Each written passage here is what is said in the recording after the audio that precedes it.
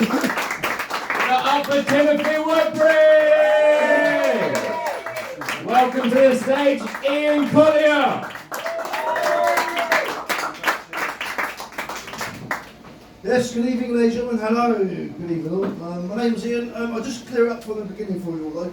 Don't be fooled by my accent, I haven't come from a posh background at all. I actually come from What Hawk down the road there. For any of you who may not be from Brighton, that's considered like the rough part of town. When I tell people I'm from there though, they might say, yeah, they might sometimes say, yeah, but you seem like quite a big fella, you look like you can hang things a bit, didn't you? Come back far hobby sometimes. Someone from a block of flats asked me to tell them using furniture once. I ended up getting arrested for being an accessory to burglary. Yeah, I got struck with the neighbour and watched everything for that. Because of my accent though, people do sometimes think I'm a bit geezer though, don't they? I think that's why I get searched so often when I go to bars. I just often find myself stood there just going, what the hell are you doing? Look, I've already told you I haven't got anything. Steve, if you want drugs, bring your own next time. Just fill him up one like you bastard. I just, not that I do drugs, I'm a bit too old for that shit now. But no, I'm actually in my mid-40s now. But I'm at an age now where whenever you see your friends, it's always a long overdue catch-up now. It's never a spontaneous pint they've arranged that day anymore as you get older. Everything will just be planned months in advance now. In fact, if there was another pandemic, I don't think I'd notice, to be honest. It's true.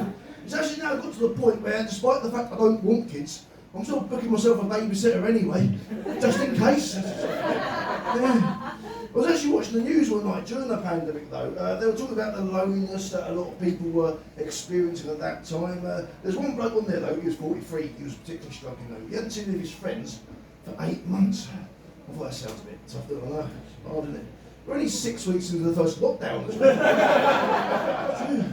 But whenever I'm catching up with my friends these days, I'm finding that the older they're getting though, they're getting a bit more conscious about not trying to dress up too youthfully for their age anymore, especially as their body shape changed a bit now. I met my mate Terry for a pint a few weekends ago.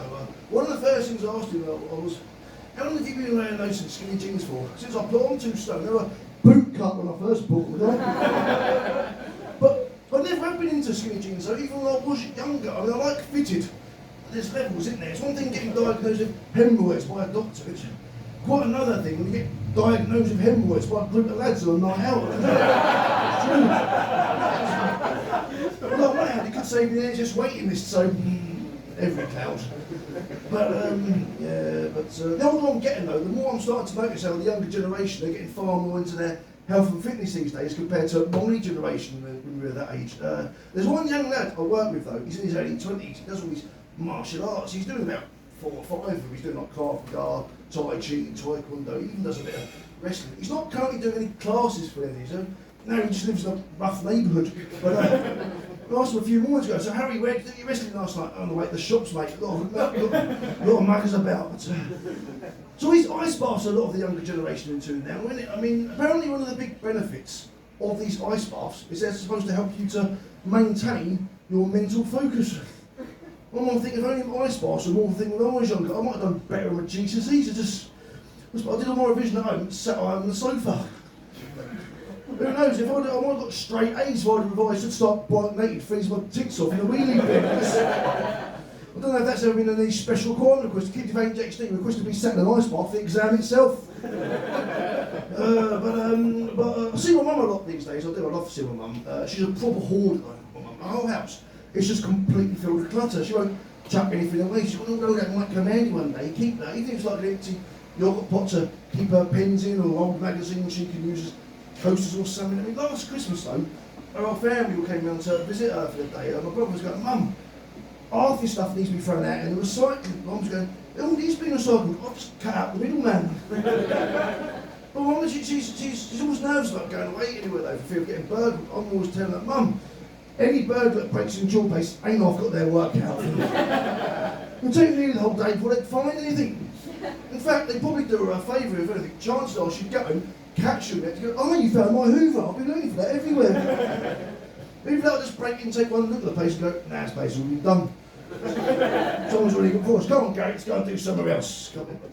But I take my mum out for dinner quite often. Actually, a couple of weekends ago, I took her to the Ivy next door, actually, for one Sunday afternoon. But I don't think it really goes in Brighton, the Ivy, though. I think it it might be a bit too upper crust for Brighton's laid back bohemian vibe. I mean, some of these swanky restaurants you get up in London, they might sometimes have valet parking. If you just try that down here in Brighton, you just end up with a bike rack. Just valet attendant with top coat and towels, just faffing down the bike lot to go bloody thing. Of course, his bus has got a double lock on this one.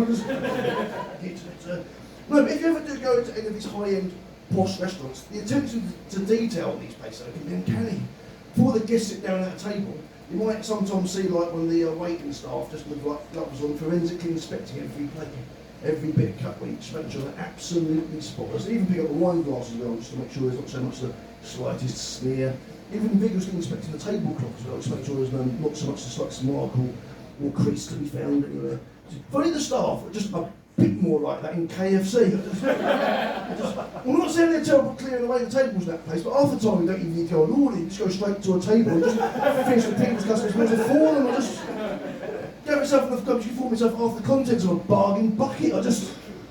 But it's all where they go to such great effort to try and find the most hard to spot mileage. I'm thinking maybe that's how they should do eye tests. Just turn up to a optician and sack off the old chart of letters and numbers and be presented for a table laid out for four. Just the optician saying, how many smears can you see on that breastplate then? But that's all for me this evening. Anyway, thank you very much for your cheer. Thank you. Give it up for Colyer, everyone. Next to the stage, Matt